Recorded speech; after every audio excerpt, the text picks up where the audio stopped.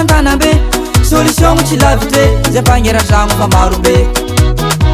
arakaraka volanao ny atsaragna tragno pitrahanao nahitady tragno tsotra kanefaka efficace agnisan'zay tragno gasy nahitady tragno vato zay agnatiny miaraka am'visy anako fogno zay rapele zay mpagneran-tragno aminazy tokony tsipekony anay nilalagna ny tompo-tragno mila magnano peron zay fa mifendrana amiagna lakile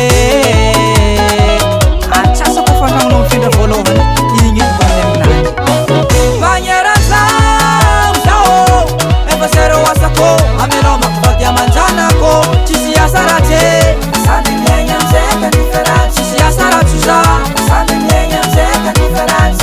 magneran-tragno zao efa zero asako amenao makivady amanjanako tsisy asa ratsy sady miaigna amizay ka différence tsisy asa ratso za sady miaigna amizay ka différence ary tsy voatery tragno ahôfoko hitany aminazy na tragno vidigny ary na tokotany mbola mahita fonzay asa tegna mitovy aminasa jiaby izy io na tsy ilagna diplôme fa ilagna fahaizan'olo sady ilagna fagnajagna olo mitovitovy aminasa ny jirama fa zare mizara facture zay mikoragna amy tompo-tragno kofa hazo renseignement diplaina amy facebook isy tragno ahôfa morafela mipelana karote amakopare doka de magnantso ko tsy zegny midira aminay mpe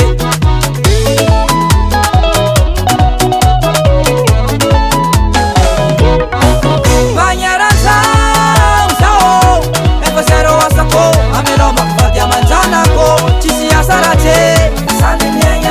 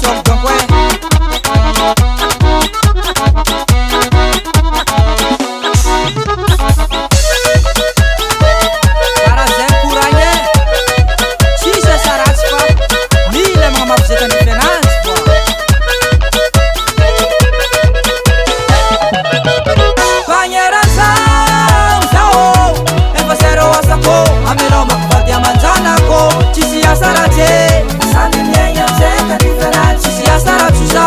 sady miaigna amizay ka différence